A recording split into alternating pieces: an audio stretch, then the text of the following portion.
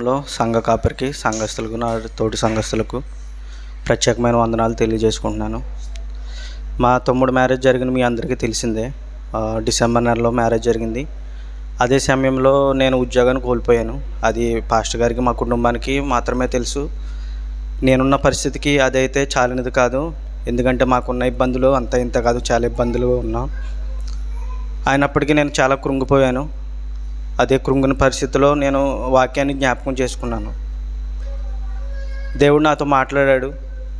ఏమనంటే, నేను విన్న వాక్యాన్ని నేను జ్ఞాపకం చేసుకున్నాను. నీ యొక్క విశ్వాసాన్ని బట్టి, నీ యొక్క విశ్వాసాన్ని పరీక్షించడానికి నా జాబ్ తొలగిందో నాకు తెలియదు కానీ, లేదా నాకు వచ్చిన ఆశీర్వాదాన్ని బట్టి ఆ ఆశీర్వాదాన్ని నేను అలుచుగా చేసుకుని ఏదైనా పాపంలో మునిగి ఉన్నానో నాకు తెలియదు కానీ, నేను తీసుకున్న తీర్మానంలో ఏదైనా నేను తప్పి ఉన్నానో నాకు తెలియదు కానీ, ఈ 3 పరిస్థితులు నా ముందు ఉంచాడు దేవుడు. ఏ విధానం చేత నా ఉద్యోగం పోయిందో నాకు తెలియదు కానీ, నేనైతే ఆ 3 విషయాలు, ఆ యొక్క వాక్యాన్ని జ్ఞాపకం చేసుకుని ఈ 3 విషయాల కోసం నేను ప్రార్థన చేయడం మొదలుపెట్టాను. దేవా, నాకు తెలియదు, నాకన్నా నీకే బాగా తెలుసు. నేను ఏ విధమైన తప్పు చేశానో నాకు తెలియదు కానీ, లేదా నా విశ్వాసాన్ని పరీక్షించడానికి నువ్వు ఈ విధంగా ఈ నిర్ణయం తీసుకున్నావు నాకు తెలియదు కానీ, ప్రభా నాతో మాట్లాడమని నేను ప్రార్థన చేశాను. అలాగే దైవజనులు ప్రార్థన చేశారు, సంఘం ప్రార్థన చేసింది. అదే ప్రార్థన చేసుకుంటూ నేను అనేక ఇంటర్వ్యూస్ ఇస్తున్నాను. అయినప్పటికీ నేను ఎన్ని ఇంటర్వ్యూస్ ఇచ్చినా కానీ అవి ఫలించట్లేదు. అంటే ఫెయిల్ అవుతున్నాను. మంచిగానే ఇస్తున్నాను కానీ వాళ్ళ నుంచి సమాధానం నేను చూడలేకపోతున్నాను. దేవుని చిత్తం ఏమైందో నాకు తెలియదు కానీ. అలాగే మళ్ళీ నాకు మరొక వాక్యం గుర్తుకొచ్చింది. రేపు మొదటి జామున ప్రార్థించినప్పుడు నీ మొర దేవుడు తప్పక వింటాడని. నేను అదే ధైర్యంతో ఎర్లీ మార్నింగ్ లేచి ప్రార్థన చేయడం మొదలుపెట్టాను. దేవా, నేనైతే పాపం చేసి ఉంటాను, లేదా నా విశ్వాసంలో నేను కృంగిపోయి ఉంటాను, లేదా నేను తీసుకున్న తీర్మానంలో నేను తీర్చలేదేమో, నన్ను క్షమించు దేవా అని ప్రార్థన చేసుకున్నాను. వాక్యం చదువుతున్నాను. అలాగ ప్రార్థన చేస్తుండగా నన్ను ఎవరైతే ఉద్యోగంలోంచి సడన్గా తొలగించారో వాళ్ళే మళ్ళీ నాకు ఫోన్ చేసి, నువ్వు జాయిన్ అవ్వాలి, నువ్వు లేని లోటు తెలుస్తుంది, నువ్వు జాయిన్ అవ్వాలి, ప్రాజెక్ట్ ఆగిపోయింది, నువ్వు జాయిన్ అవ్వాలని వాళ్ళ నోటి ద్వారా దేవుడు అనిపించేలా చేశాడు. నేను మళ్ళీ ల్యాప్టాప్ తీసుకుంటానికి హైదరాబాద్ వెళ్ళినప్పుడు నేను ఒక హాస్టల్లో ఒక దినం ఉన్నాను. నాతో పాటు ఒక అబ్బాయి ఉన్నాడు, నా పక్కన బెడ్డే. ఆ అబ్బాయి అడిగాడు నన్ను, నువ్వు ఎందు నిమిత్తం ఇక్కడికి వెళ్ళవచ్చు, ఇలాగ నాకు జాబ్ వచ్చింది, ఆ జాబ్ నిమిత్తం వచ్చానండి. ఆ అబ్బాయి తన బాధను చెప్పుకుంటున్నాడు. నేను ఉద్యోగాన్ని కోల్పోయాను, నాకు ఉద్యోగం పోయి 6 నెలలు అయింది, ఇది 7వ నెల అన్నాడు. అలా చెప్పినప్పుడు నేను ఆ మాటలు తట్టుకోలేకపోయాను. ఎందుకంటే, దేవా, నా ప్రార్థన ఆలకించే దేవుడు నువ్వు ఉన్నావు. నన్ను ఎవరు విడిచిపెట్టినా నువ్వు మాత్రం విడవవు.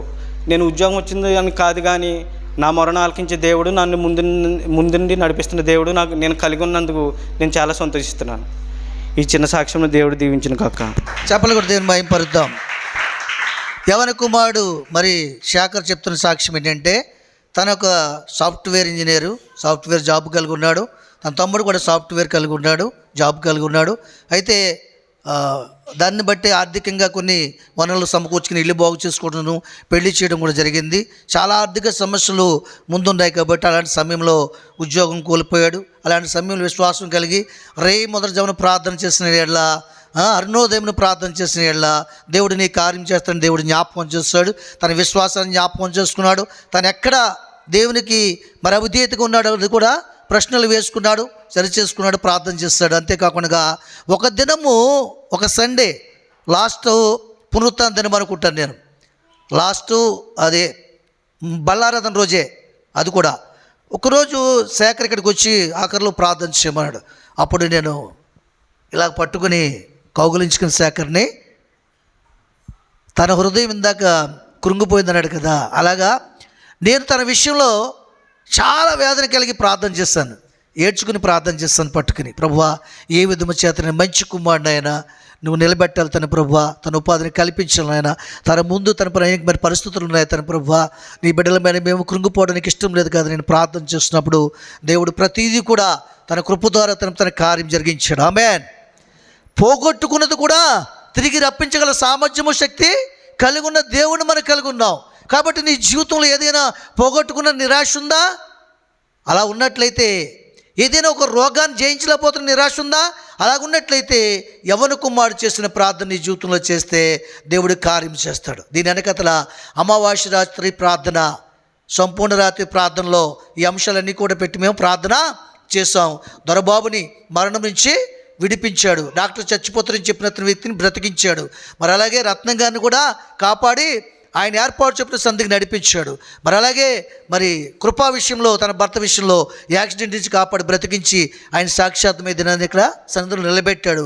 అలాగే శాఖర్ జాబ్ విషయంలో కూడా దేవుడు మరలా ఏ కంపెనీ అయితే తొలగించిందో ఆ కంపెనీయే పిలిచి మరలా ఉద్యోగం ఇచ్చి నువ్వు లేని లోటు మేము చూడగలుగుతున్నామని సాక్ష్యం ఇచ్చే కుమారుడి నిమిత్తమై మరి ఎంత గొప్ప చేస్తాడు దేవుడు. కాబట్టి మనం దేవుని యొక్క విశ్వాసం కలిగి ఉండాలి, ప్రార్థనా జీవితం కలిగి ఉండాలి. అలాగే సహోదరి మరి రెబెక్కమ్మ విషయంలో నేను వెళ్ళి ప్రార్థన చేసి ఆమెను బలపరిచినప్పుడు దేవుడు ఆమెను బలపరిచాడు. ఆమేన్. నా దాసుని మాటను రూఢిపరుస్తాను. నేను చెప్పాను బుధవారం కల్లా నీ సమస్య తొలగిపోతుందమ్మా, దేవుడు నీ కార్యం చేస్తాడు, 4-5 దినాల్లో నువ్వు క్షేమంగా ఉంటావు, డోంట్ వరీ, భయపడొద్దు, దేవునికి భయపడు, విశ్వాసం కలిగి ఉండని చెప్పినప్పుడు దేవుడు ఆ కుటుంబాన్ని బలపరిచాడు. ఆమేన్. ఇంత గొప్ప దేవుడు మనకు కలిగి ఉన్నాం. కాబట్టి ప్రార్థనా జీవితం కలిగి ఉండాలి. మనం ఎక్కడ పడిపోతున్నామో, ఎక్కడ అవిధేయత మన దేహంలో ఉందో అక్కడ దేవుని సన్నిధిలో ఒప్పుకోవాలి. ఏమండి, దైవజనులకి ప్రార్థన విషయంలో ప్రతి సమస్యను అప్పగించాలి, విశ్వాసంతో ప్రార్థన చేయమని చెప్పాలి. నీవు కూడా విశ్వాసంతో దేవుణ్ణి అడగాలి, అప్పుడు దేవుడిని కార్యము చేస్తాడు. ఆమేన్.